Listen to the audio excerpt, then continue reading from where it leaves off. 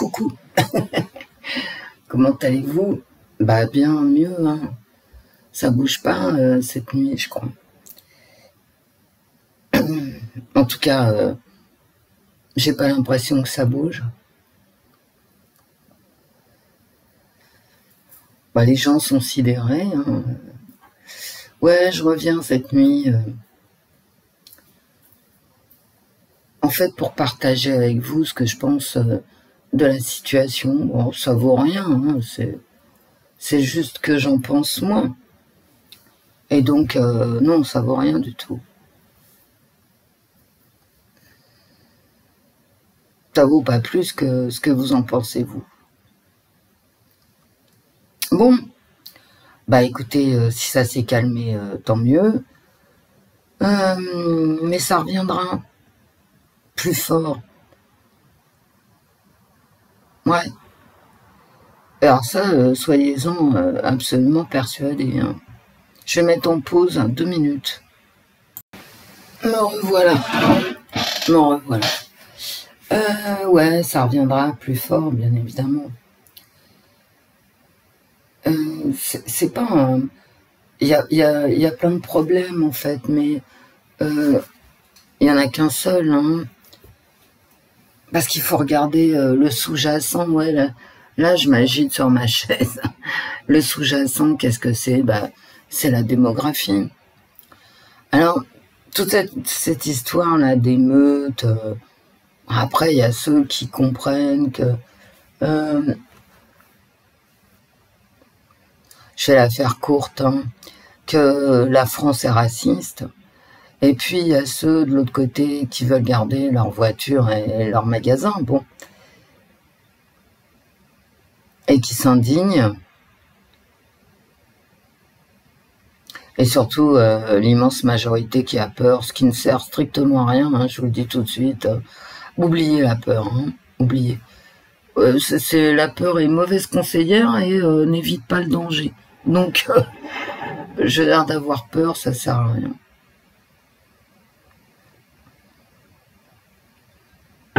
Et ceux qui pensent que la France est raciste, bah écoutez, vous le pensez, c'est bien, vous avez tout à fait le droit de le penser, ça me dérange pas. Ce que je voulais vous dire, en fait, c'est que tout ce qui se passe, le sous-jacent, il est démographique, d'accord? Pas que, on est d'accord, pas que, mais il est démographique. Il y a un changement démographique qui... Alors, à moins que vous viviez sur la planète Mars, bon. Et c'était modélisé dès 2010. C'est pour ça que j'en parle jamais, en fait. Vous savez, il y a des choses dont je parle plus jamais. Je parle plus jamais vraiment dans le fond du manque de ressources naturelles, du manque de terres arables. J'avais fait les calculs moi-même et je suis tombé juste avec les chiffres de je sais plus qui, mais mes chiffres étaient justes. Ça m'a pris un temps. Mais j'avais fait tout ça en 2011. Hein. Et en 2010, 2011, et pour ce qui est du changement démographique, en 2012, 13, bah, c'était bouclé. Hein, je veux dire, qu'est-ce que vous voulez que je vous dise? Il y a pas de miracle. Hein, et tu prends des chiffres, tu regardes ce que ça donne, et ben pour la France, ça donne... et on n'a pas changé d'optique depuis 2010, 2012, 13... un changement démographique qui t'amène forcément des changements politiques, sociétaux, voilà, qui changent complètement, pas simplement les visuels de la population, mais qui changent bah, tout, ton rapport à l'administration, enfin absolument tout, ton rapport à l'environnement, qu'il soit architectural ou autre, et forcément on est dedans. Bon, donc, bien sûr, je peux vous dire aujourd'hui, là, si ça continue comme ça, bien évidemment, Macron sera réélu, parce que bah, t'as l'extrême droite, t'as l'extrême gauche, bon, et au milieu, tu as le sauveur Macron, parce que l'extrême gauche, c'est pas bien. J'adore la hauteur des analyses politiques. Vraiment, j'adore. Hein. Et l'extrême droite, c'est pas bien. Voilà.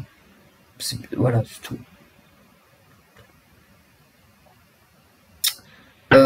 Non, c'est alors autre chose.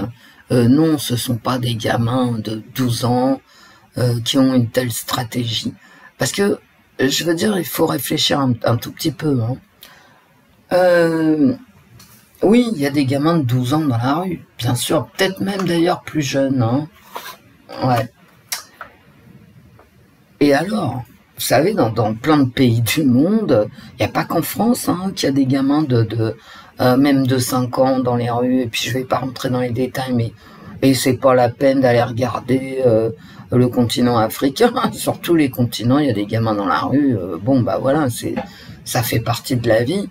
Donc effectivement, oui, de la vie, oui, des pays du tiers-monde comme du nôtre. Hein. Bah oui, qui n'a pas vu dans les villes des gamins de 8 à 10 ans dehors le soir? Enfin, je veux dire, vous êtes aveugle ou quoi? Ah, je suis un peu en colère hein, quand même. Vous êtes aveugle? Je sais pas. Moi, je les vois et vous les voyez pas. C'est quand même très curieux. Hein. Alors du coup, maintenant, bah, vous les avez vus, on est d'accord. Bah, c'est bien.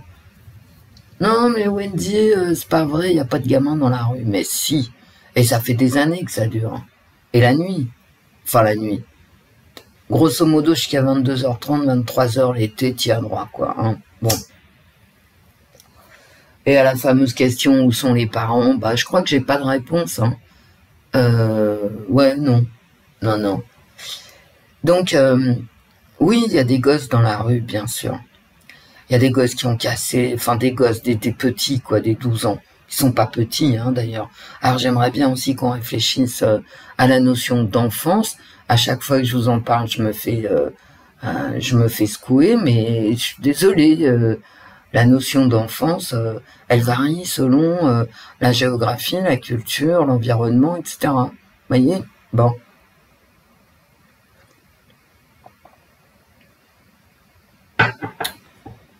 Bref. Donc, il y avait des gamins de 12 ans, mais vous croyez franchement que pour détruire des centres-villes en entier, des mairies, enfin tout, hein, tout ce que je veux pas répéter, c'est ridicule. Vous avez les réseaux sociaux, la télé, donc, comme moi, hein, donc on sait les voitures, enfin des destructions. Vous croyez qu'il n'y a pas d'adultes derrière qui tirent les ficelles? Non mais franchement, vous en êtes là? Non, c'est pas une bande de jeunes décérébrés qui tout à coup se jettent sur la présence de l'État et les magasins pour les piller. Non, mais non, non. Ne croyez pas ça, vous avez tort de penser ça. Derrière, il y a des adultes. Des adultes, bien sûr, qui tirent les ficelles selon leurs propres intérêts. Alors, qui peuvent être multiples. Hein, Mais en général, vous voyez, c'est toujours pareil. C'est pas en général, c'est toujours pareil. C'est toujours pareil. Quel que soit le pays, quelle que soit l'époque, quelle que soit l'histoire, quelle que soit la géographie, c'est toujours une guerre de territoire. Et c'est pas la peine de venir me dire « Ah ouais, non, mais Wendy, gna gna gna ». C'est toujours une guerre de territoire. C'est pour prendre le pouvoir. Là, visiblement, ça s'est calmé. Alors, il y a deux facteurs, hein, pour moi, essentiels. La fatigue et le manque de munitions. Des belligérants, hein. Bah ouais. Tu vas pas faire une guérilla urbaine pour être sympa, pour être gentil, sans noisette, hein. Tu vois, il faut que t'aies fait ton petit écureuil avant. Que t'aies tes mortiers, tes machins, tes trucs, que tu sois pas épuisé, et voilà. Hein. Et alors ça, c'est le premier facteur, hein, un manque de munitions et de dynamisme, hein, si j'ose m'exprimer ainsi. Et qu'est-ce que vous savez qui a été promis par derrière? D'accord? Qu'est-ce que vous savez des accords qui ont été passés en loose day avec les maires, avec les responsables de ceci, les responsables de cela? Et donc, vous voyez, il y a certainement des accords de ce style qui ont été passés, qui ne tiendront pas dans le temps, mais qui arrangent tout le monde actuellement. Et on a passé des accords, on a lâché du pognon, mais derrière le dos de la population, bien évidemment, ça s'appelle de la corruption. Et ce qui fait que les belligérants, les adultes qui tirent les ficelles, on dit aux gamins de rentrer, voilà, c'est tout. Hein. Vous savez, la vie est simple, hein. La vie est simple. Quand on comprend pas quelque chose, faut chercher le pognon, et d'une. Ensuite, je rappelle quand même que nous sommes en guerre depuis 2018, hein, si je ne m'abuse, ou 2019. Est-ce que vous savez vraiment qui y a derrière la propagande à l'œuvre? Contre qui on se bat exactement? Non, ouais, mais personne n'en sait rien, ni moi, ni vous, ni... Peut être, je veux dire, une opération des services secrets d'un pays qui actuellement s'affrontent, les USA, les Russes, les Chinois, mais que sais-je? Les Sénégalais, pourquoi pas? Enfin, vous voyez, je vous dis ça parce que ça peut être n'importe qui, dans la mesure où nous sommes en conflit ouvert sur toute la planète. Voilà. Alors là, oui, je bois mon café en même temps. Donc, en 2010, environ 2000, en tout cas en 2013, la question ne s'est plus posée. On a tous réfléchi. Quand je dis on, c'est-à-dire les gens qui, tout à coup, ont vu qu'il n'y avait plus de ressources naturelles et qui se sont dit, mais bordel, qu'est-ce qu'on va faire des gens? Bon, alors, vous voyez bien dans quel état est l'Occident en général. Parce que vous savez, ce qui se passe en France se passe ailleurs, hein, en Occident. Il y a la Suisse, hier, il y avait des émeutes. Les États-Unis, bon, les États-Unis, c'est moins visible, hein, parce que eux, ils vivent pas, si vous voulez, ils sont pas dans des centres-villes, comme les riches ici, avec les cités en périphérie. C'est une autre organisation.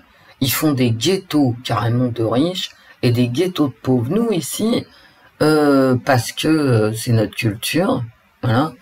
Je veux dire, les ghettos, on fait des ghettos de pauvres. Bah, on va parler gentiment. Hein. On fait des ghettos de pauvres, mais on fait pas encore de ghettos de riches. Un ghetto de riches, c'est aux États-Unis, c'est tu as ta police, tes gardes privés. Certains ghettos de riches sont enfermés dans des murs. On n'a pas les mêmes commerces. Mais non. Par exemple, c'est-à-dire que quand tu as une descente du ghetto, en fait, le ghetto, il peut pas descendre chez toi parce que tu es armé jusqu'aux dents, prêt à bondir. Et de toute façon, tu croises pas le ghetto, jamais, parce que tu as d'autres commerçants. Tu as d'autres... tu vas pas dans les mêmes endroits. Donc tu as la vie du ghetto, puis la vie du ghetto de pauvres, et puis tu as la vie du ghetto de riches. Et entre les deux, il y a extrêmement peu de communication. Donc forcément, il y a des agressions aux États-Unis, mais c'est dément, hein, les agressions qu'il y a. Comme ici, hein, c'est les mêmes. Mais ça peut pas apparaître vraiment comme un mouvement politique de revendication territoriale, comme je viens de vous dire, hein, parce que tout est cloisonné. Tout est cloisonné. En fait, l'Afrique du Sud avait mis un apartheid et les États-Unis ont multiplié les minuscules apartheid. Donc, on peut pas comparer. On peut pas comparer. Et je ne cesse de vous le dire, il faut regarder les territoires. Comment ça se passe au niveau de la topologie. D'accord? Bon, écoutez. la prochaine fois que ça recommence, et ça va recommencer. Alors la forme que ça va prendre, est-ce que ce seront des descentes comme on a connu là? Pas forcément. Pas forcément. Ça peut être une suite de ce que j'appelle les faits divers, là. Vous savez, ces fameux faits divers. Qui sont absolument pas divers, hein, les faits de société. Et ça peut être une succession de faits divers qui peut éventuellement, et qui va, voilà, toucher les gens dans la campagne. Et pourquoi, alors, ouais, vous me dites, Wendy sort de Paris, ben, Paris sera détruite. Et je vous réponds, moi, Paris est détruite. Sauf à ce que les Russes nous envoient une bombe atomique, je veux dire, on ne peut pas, symboliquement, Paris est détruite. Vous savez, Notre-Dame, c'était le nœud de toutes les routes de France. Eh ouais, toutes les routes du pays des Francs partaient de Notre-Dame. Symboliquement, ça veut dire qu'on était sous la protection divine. Bon, bah, détruis Notre-Dame, voilà, tu détruis ce maillage, en fait. Hein. Alors, est-ce que c'était bien, est-ce que c'était mal? Après, mais moi, je suis pas là-dedans, hein, je tiens à vous le dire. Le bien, le mal, ça commence franchement à me gaver, parce que ça masque à chaque fois des idéologies qui t'amènent « Ah ouais, mais ça, c'est bien, et ça, c'est mal. » Mais, je sais pas, t'es Dieu, toi, pour dire ce qui est bien, ce qui est mal. Bon, non, donc, bof. C'est pour ça que je préfère regarder ce qui reste en ressources naturelles et les problèmes démographiques. Alors, problème, je sais pas. Après, chacun voit ça... c'est pareil, hein, chacun voit midi à sa porte. Est-ce que le fait d'avoir créé des ghettos de gens qui n'ont pas la même culture que ceux qui étaient là avant, est-ce que c'est bien, est-ce que c'est mal? Mais après tu choisis, mais il n'y a ni bien ni mal, là. Ok? Le bien, c'est, je veux dire, c'est bien, c'est mal, qui décide, quoi? Vous voyez? T'as une idéologie dominante. Est-ce que l'idéologie dominante, elle est bien ou elle est mal? En quoi ça devrait m'intéresser, moi? Tu vois? Ça m'intéresse pas, je m'en fous. Je vois ce qui se passe, c'est tout. Donc, on me dit, ouais, Wendy, quitte Paris, quitte les villes. Mais non, les villes, historiquement, et encore, je quitterai la ville quand la ville cessera d'être la ville. Quand il n'y aura plus d'administration, quand il n'y aura plus de médecins, quand il n'y aura plus de police, quand il n'y aura plus... Voilà. Vous voyez? Vous savez, curieusement, en 2011, j'ai vu Paris se fermer. Et j'étais la seule à le voir. Hein. Je l'ai vu. Vous prenez n'importe quelle porte de Paris, on coupe Paris de toute entrée et de toute sortie en 5 minutes. Mais je l'ai dit à l'époque, j'ai écrit pourquoi cette volonté de couper Paris? Ah ben, réfléchissez quoi, hein. Voilà. Et vous pouvez faire le tour, ceux qui habitent en région parisienne, faites le tour des portes de Paris, vous verrez qu'en 5 minutes, même pas, je crois, on coupe Paris du reste. Ils l'ont pas encore utilisé, ça, hein. Non. Donc, qu'est-ce qui va se passer? Qu'est-ce que c'est la faiblesse, en fait? Qu'est-ce que c'est le territoire le plus faible? Bah, c'est le territoire rural avec l'habitat dispersé. Et c'est pas nouveau, hein, dans l'histoire de l'humanité, et sans prendre l'histoire de l'humanité. On va pas aller si loin que ça, hein. On va prendre les chauffeurs. Les chauffeurs.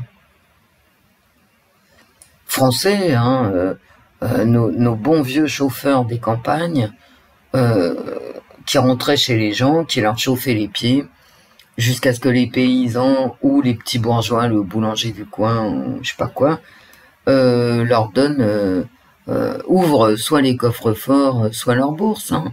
Voilà, ça s'est toujours fait. Et là, le temps que la gendarmerie arrive, parce qu'à l'époque des chauffeurs, il y avait une gendarmerie, c'est tout. Et ben, le temps qu'ils arrivent, c'était, voilà, l'affaire était dans le sac.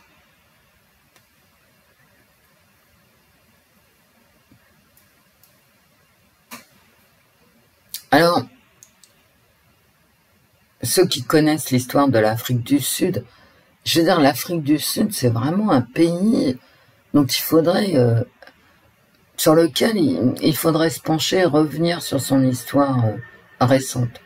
Il y a eu cet apartheid, alors l'apartheid africain, sud-africain, mais attendez,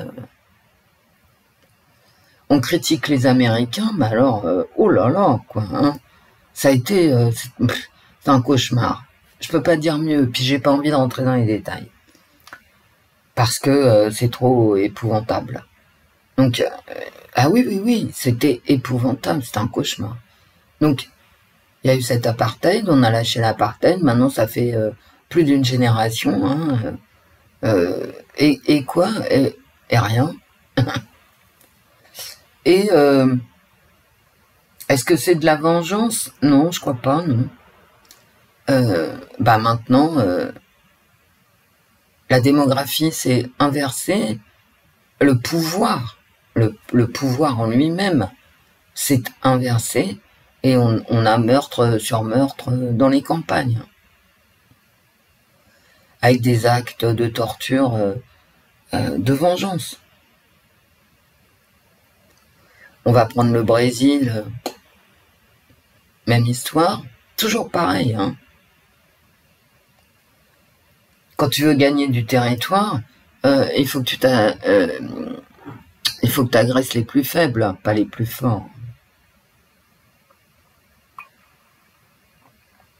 Pareil aux États-Unis, pareil partout. Hein. C'est pas, genre c'est pareil partout, partout. Et là-dessus, bien sûr, et bien évidemment, ça se passe dans une période où on n'a plus de ressources naturelles, donc une incapacité à une production qui dégage suffisamment de richesse, avec un problème, automatiquement, puis là je vous le fais en ligne, hein, avec un problème de partage de richesse.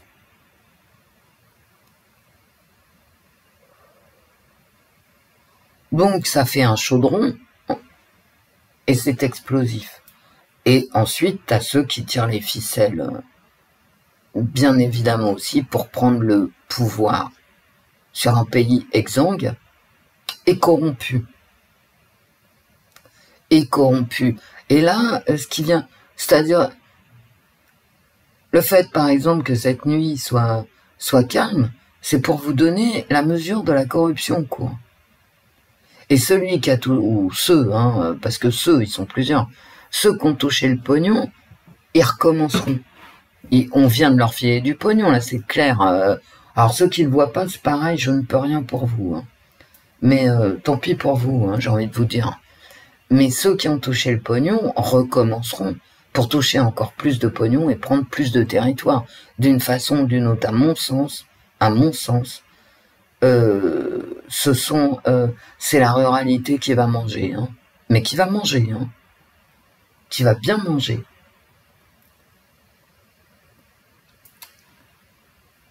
Parce que les villes, non, c'est trop surveillé. Et on va avoir des actes, comme on a ailleurs sur la planète, des actes de barbarie, etc. Mais ça va être exponentiel. C'est tout. Et ça prendra la forme que ça prendra. Ah, je suis voyante. J'ai pas besoin de tirer les cartes pour vous dire que ce que je viens de vous dire. J'ai pas besoin de tirer les cartes pour vous dire que sauver le climat avec l'électricité et les voitures électriques, mais c'est une Alors je ne sais pas si c'est de la folie, de la connerie, je n'en sais rien, mais ça je ne sais pas. Mais je peux vous dire que c'est n'importe quoi. Ah ouais. Et ça, je l'écrivais en 2010. Hein. Donc, vous voyez, j'ai aucun... voilà. Et aucune limite pour vous le dire, quoi. Je me mets pas de barrière. Hein. Sauver le climat, déjà, c'est une connerie, mais alors, avec les voitures électriques, c'est n'importe quoi. Hein, voilà. Et à quoi ça sert? À lever l'impôt, hein, basta. Hein. Ah, ben, t'es pas gentil parce que tu veux pas filer ton pognon pour sauver le climat. Ben non, hein, non. A priori, non. Surtout, sauver le climat avec des ressources naturelles qui n'existent plus. Hein. Mais t'es con ou quoi? Tu vois? T'es débile ou t'es juste un salopard? Ouais, c'est ce que j'ai envie de dire, donc j'en parle même plus. Hein. Des salopards, en fait. Ceux qui nous dirigent. Dans le mur. Puis là, on voit le mur, quand même. Entre l'inflation à 30%, les pillages, etc. Vous voyez bien le mur, quand même. Mais c'est pareil, si vous le voyez pas, bah écoutez. Alors non, c'est pas des gosses de 12 ans tout seuls qui arrivent à être aussi mobiles et aussi destructeurs. Non, non, mais non, arrêtez, vous faites pitié, quoi. Non, c'est pas une bande de jeunes décérébrés, d'accord? Non. Ce qui vient de se produire se reproduira, ça peut prendre d'autres formes. Comme je viens de vous le dire, notamment en ruralité, notamment de barbarie, etc. Mais ça se reproduira. Et tout ça, c'est modélisé, hein, depuis, écoutez, plus de 10 ans.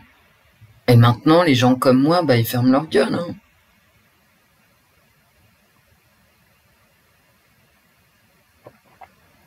C'est quoi la solution? J'en sais rien. Après, c'est la solution individuelle selon tes moyens financiers. Hein. C'est tout. Et ton analyse personnelle de tes besoins, de tes nécessités. Moi, il n'y a pas quand c'est le chaos, il n'y a pas de réponse uniforme au chaos. Justement parce que c'est le chaos. C'est à chacun de voir ce qui peut endurer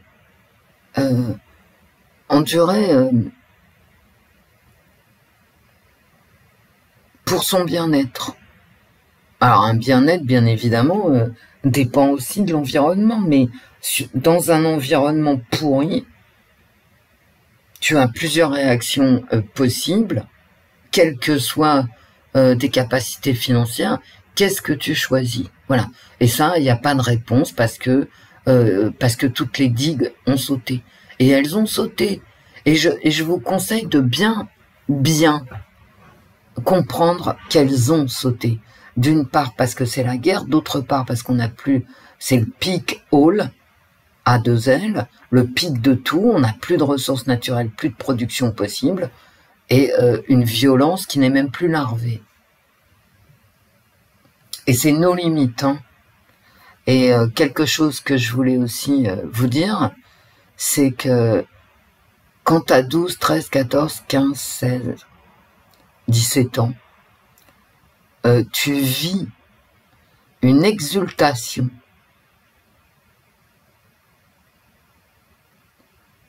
L'exultation de la destruction.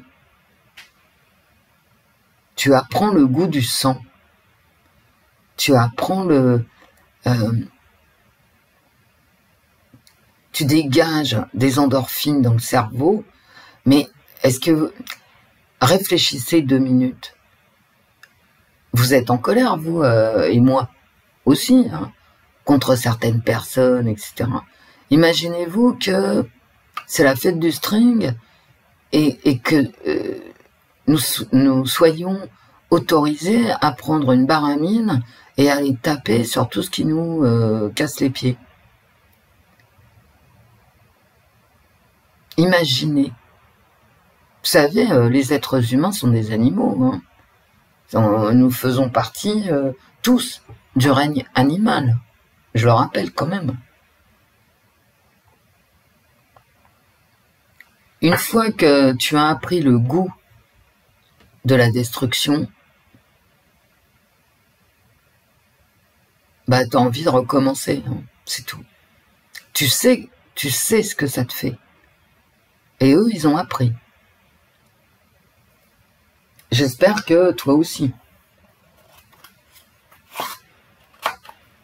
Ouais, mais c'est pas bien, Wendy. Non, mais je vous dis, on s'en fout de ce qui est bien, de ce qui est mal. La réalité, elle est ni bien ni mal. Elle est. EST.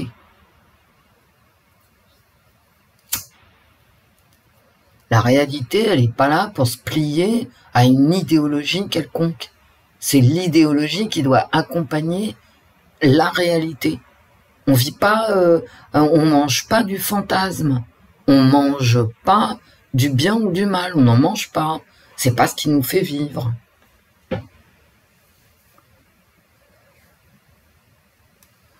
Alors, je vais répéter d'après mes calculs qui sont justes. Vous n'êtes pas obligé de me croire, mais je vous le dis. Voilà. Mes calculs sont justes. Avec 8 milliards d'êtres humains, ben, j'avais fait des calculs sur 7 milliards, parce que je les ai fait il y a longtemps, mes calculs. Je les ai fait en 2010, 2011. J'avais fait mes calculs de terres arables par personne. Parce qu'attendez, il faut bouffer, d'accord? En terres arables, sur 7 milliards et quelques, et maintenant on est à 8 milliards, il y a 500 mètres carrés par personne. La terre arable, c'est une terre que tu peux cultiver. Ce qui est même plus le cas actuellement. Faudrait que je recommence, mais bon, j'en ai pas envie parce que ça prend beaucoup de temps. Une terre arable, c'est là où tu peux cultiver, donc t'enlèves les montagnes et tout ça, tu vois ce que je veux dire. Hein. Et j'en avais quand même pris des montagnes, et bien sûr, une terre arable, c'est de l'eau douce. Sans eau, tu peux crever, hein. Donc voilà. J'avais quand même pris la moyenne montagne, ce qui est faux en fait, pour aller au maximum de terre arable par personne. On a 500 mètres carrés chacun. 500 mètres carrés, c'est un jardin potager.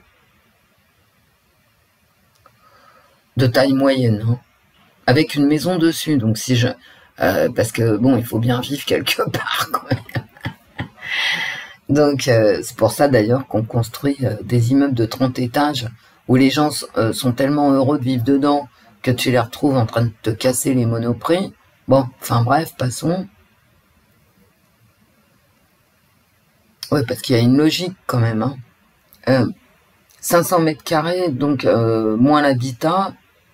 Attendez, c'est 500 mètres carrés pour les animaux aussi. Hein. Parce que les animaux, ils bouffent aussi. Hein. Il y a une chaîne alimentaire quand même. Hein. C'est-à-dire les gentils nounours, ils bouffent tout le monde. Hein. Donc, et s'ils bouffent tout le monde, c'est que ceux qui sont plus bas dans la chaîne alimentaire, ils mangent du blé, des poules et des salades. Donc, vous voyez, il y a quand même... ouais, il faut être logique. Hein. C'est 500 mètres carrés avec les animaux. Par humain. Et il te faut des animaux. Parce que sinon, t'as pas de protéines animales. Ah, Wendy, c'est pas bien. Bah non, c'est pas bien, mais j'y peux rien, moi. Hein. C'est comme ça, la vie. Hein. Et ben, 500 mètres carrés, tu fais pas... tu peux pas nourrir la planète parce que t'es incapable de faire et de la culture vivrière et de nourrir les animaux, ne serait-ce que pour le fromage, et de faire des céréales. D'accord? Tu peux pas. T'as pas assez de place. Tout le monde s'en... Mais alors, c'est comme si ça n'existait pas, ce calcul. Et c'est le calcul qui a été fait, je crois que c'est l'ONU, la Banque mondiale, ou je sais pas quoi, 3 ans après que moi j'ai fait mes calculs, ils ont sorti, et c'est exactement les mêmes chiffres. Hein. Ah oui, oui, je me suis fait chier pour faire ça, hein, croyez-moi. Mais à l'époque, j'étais intelligente et j'étais plus jeune. Mais une fois que tous ces calculs sont faits, et c'est pareil pour ce qu'ils appellent gentiment les changements de population, c'est pareil. Je veux dire, une fois que tu fais les calculs, bon, bah, tu vois bien que de toute façon, le changement de population, il va amener un changement, mais de tout, d'environnement, c'est tout. Et un changement de pouvoir. Alors, pour parler du changement de pouvoir, ce qui est modélisé aussi, avec la fin des ressources naturelles, c'est la fin de la démocratie. La démocratie, elle ne peut se développer que dans un système capitaliste qui fonctionne. Nous, on est dans un système financiarisé, d'accord, qui ne fonctionne pas. Bah non, ça ne fonctionne pas. Sinon, il n'y aurait pas de chômage, il n'y aurait pas une inflation à 30%, et en plus maintenant, sur tous nos malheurs de fin de ressources naturelles, bah nous avons la guerre, hein, ce qui est logique, ça aussi c'était modélisé, il y aura la guerre. Bon bah la guerre est là, changement de population est là, et le manque de ressources naturelles est là.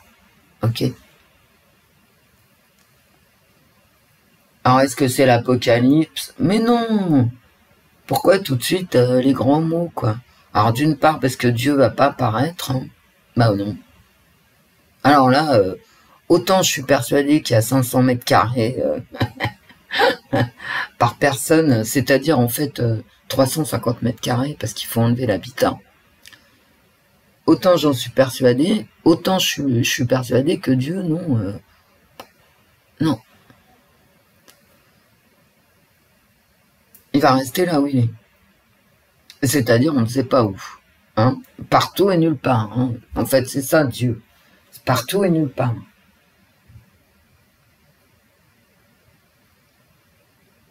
Est-ce que c'est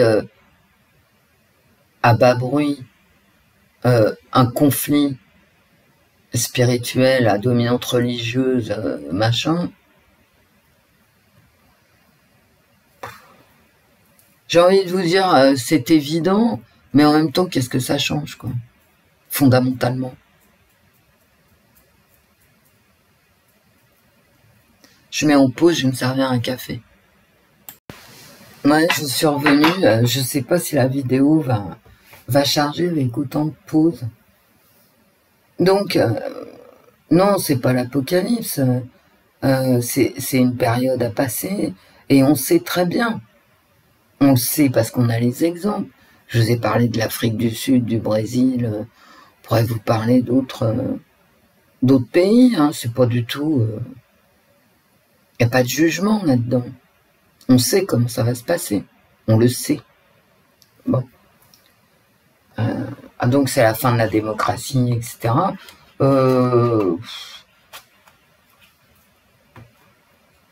Vous savez, quand on dit c'est bien, c'est mal, hein, ouais, c'est ma tasse de café qui glisse.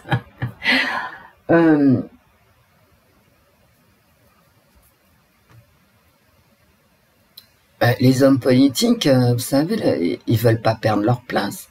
Ils sont sur la carcasse. Hein. Mélenchon. Moi, j'ai voté Mélenchon en 2012 sur son programme écologique. Je pensais que c'était vraiment, à l'époque, en tout cas, je pensais que c'était le programme politique à dominante écologiste qu'il fallait vraiment mettre en place. Et, bon, Mélenchon, quand il a quitté Pierre Laurent du Parti communiste français, stalinien, hein, formé par les ex-cadres de l'URSS, bah, il a abandonné par le fait, son programme écologiste. Donc maintenant, qu'est-ce qu'il fait? Bah, il court après les électeurs. Moi, j'en veux pas à Mélenchon. Je veux dire, ils sont sur la carcasse à celui qui en mangera le plus gros bout. Hein. Que ça soit l'extrême droite, l'extrême gauche. Je vous l'ai déjà dit, moi, le seul programme écologiste logique, c'est celui de Sandrine Rousseau. J'ai pas changé d'avis, hein. Alors, est-ce que Sandrine Rousseau, sur les problèmes sociétaux, elle me correspond? Non, mais bon, non, elle me correspond pas du tout. Donc,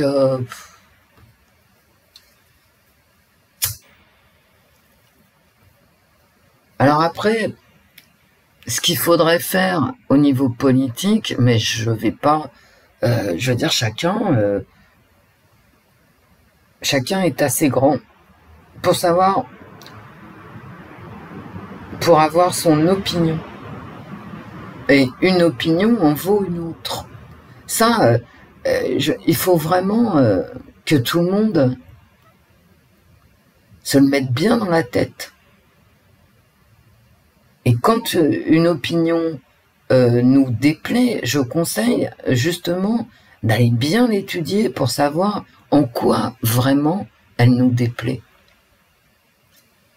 J'étais morte de rire quand je me suis réveillée, là. Twitter remarche, et c'était l'extrême droite à Lyon. J'étais morte de rire. C'est-à-dire, ce qui agite notre gouvernement, nos instances républicaines, c'est, je sais pas, 50 mecs d'extrême droite à Lyon qui immédiatement ont été désarmés, mis à l'écart, je ne sais quoi. C'est tout. Non, mais j'étais mort de rire. C'est comme si t'as 50 mecs à Lyon, mais qu'est-ce que j'en ai à foutre, quoi, hein, par rapport à tout ce qui vient de se passer. Voilà. Bah, ça me fait rire. Ça, c'est vraiment de la propagande. Ça, c'est vraiment de la propagande. En quoi 50 mecs d'extrême droite à Lyon, qui n'ont strictement rien fait à part le fait d'exister, devraient me préoccuper actuellement, hein, je veux dire aujourd'hui, là, cette nuit. Bah, j'en sais rien.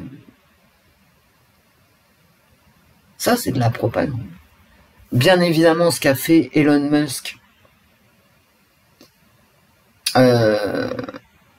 c'est pas innocent, hein, couper Twitter, c'est loin d'être innocent. Vous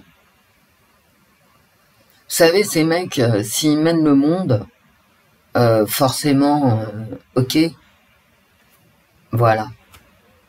Il y a à boire et à manger, hein. Moi, j'ai pas d'idole, hein, ni Elon Musk. Elon Musk me fait rire parce que c'est un troll de compétition, mais c'est pas parce qu'il dit quelque chose que voilà que je tombe en pamoison. Hein. D'ailleurs, personne, hein, personne.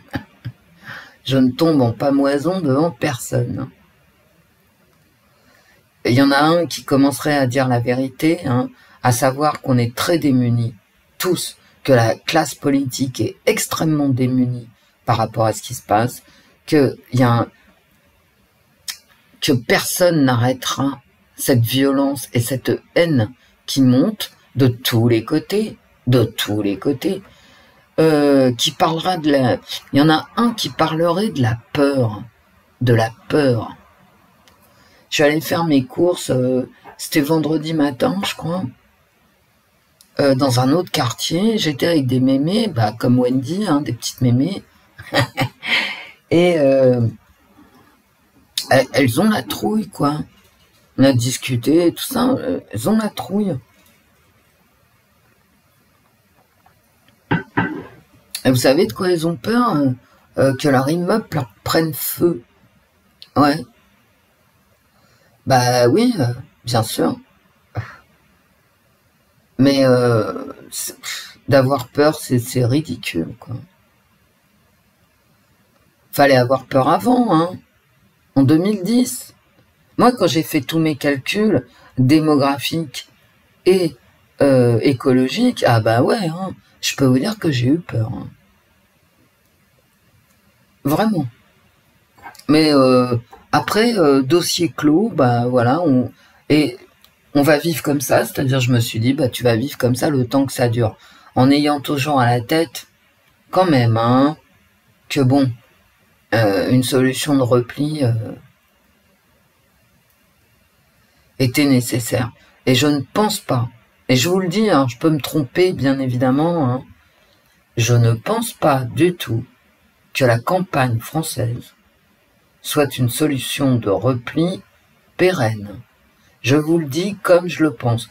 Bien évidemment, je peux me tromper, et à 99,9%, très certainement, je me trompe, mais en tout cas, c'est ce que je pense, moi. C'est-à-dire, jamais je pense que pour vieillir heureuse, et il faut que je fasse 600 km dans la brousse. Moi, j'appelle ça la brousse. Hein. Je suis désolée, mais quand t'as pas de médecin spécialiste avant 100 km, que t'as pas de bibliothèque, que t'as rien, quoi, en fait. Hein. T'as rien de nécessaire. Le nécessaire n'est pas assuré.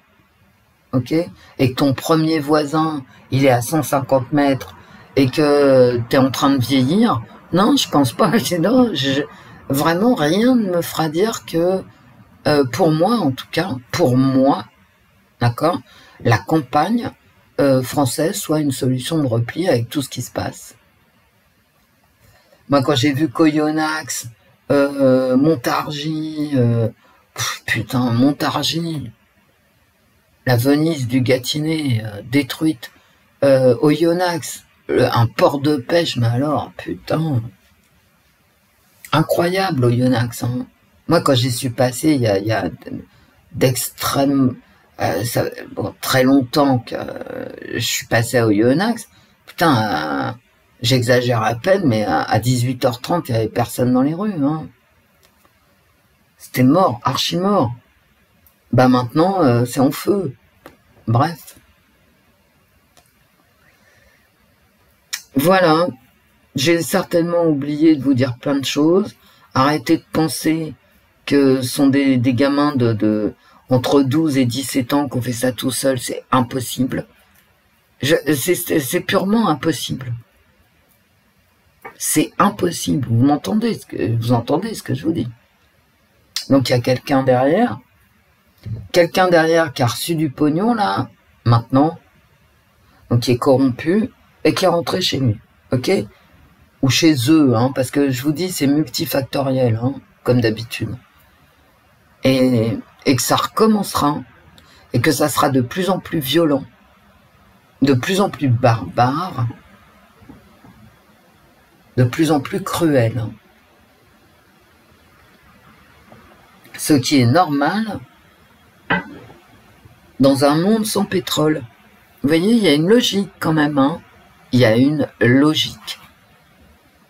Alors avec une prise de pouvoir de territoire, bon bah... Parce que quand on prend un territoire, on lève l'impôt. Hein. C'est tout. Pourquoi ils veulent prendre un territoire où il n'y a plus rien? Mais parce qu'ils lèveront l'impôt à la place, ils veulent être calife à la place du calife. Hein. C'est is no good. Hein. Is no good. C'est tout. Et puis le temps que ça dure, bah écoutez, tant mieux, parce que tu t'en fous plein les poches. Et puis... Et comme les autres, hein, ceux qui donnent les leçons à tout le monde, c'est bien, c'est pas bien, ils sont tous en Californie ou à Miami. C'est bizarre, hein.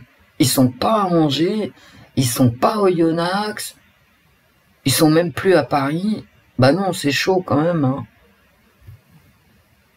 Ils ont tous foutu le camp, regardez bien quand même. Hein. Avec de l'étranger, ils te donnent des leçons de morale. Ça s'est passé pareil partout. Partout. Et si vous voulez savoir comment ça finit, bah regardez le Brésil, mais parlez avec des Brésiliens, hein, c'est intéressant. Hein. Voilà. Sans aller chercher l'Afrique du Sud, où là, c'est inextricable. Hein, voilà. Bon, bah écoutez, surtout n'ayez pas peur. Quoi. Vous savez, comme les anges, quand les anges parlent, n'ayez pas peur. Ayez suffisamment peur pour mettre en place des solutions de repli, mais ça, c'est pas la peur, hein, c'est simplement la réflexion. Une solution de repli, c'est toujours suite à une réflexion. Une analyse de la situation. Mais à part ça, d'avoir peur, à part vous empêcher de vivre, ça ne mène à rien. Et je vais couper la vidéo parce que tout le reste, je ne peux pas en parler. Parce qu'il y aurait plein de choses à dire, mais vous savez, tout ce qui n'est pas bien, YouTube le fait sauter. YouTube accepte qu'on allume des bougies, qu'on pense positif, c'est-à-dire le truc qui sert strictement à rien, je peux vous le dire, voilà, rien. Mais regardez ce que laisse passer la censure, et dites-vous que si c'est passé à travers les mailles du filet de la censure, c'est qu'en fait ça vaut rien. C'est qu'en fait tout est bien pire. Mais le pire, personne ne peut le dire, ni sur YouTube, ni ailleurs, encore moins sur Facebook, d'après ce que je sais, mais même sur Telegram, il y a de la censure. Je suis allé faire un tour hier. Même sur Telegram, il y a de la censure. Et d'ailleurs, ça pose un vrai souci dans une démocratie.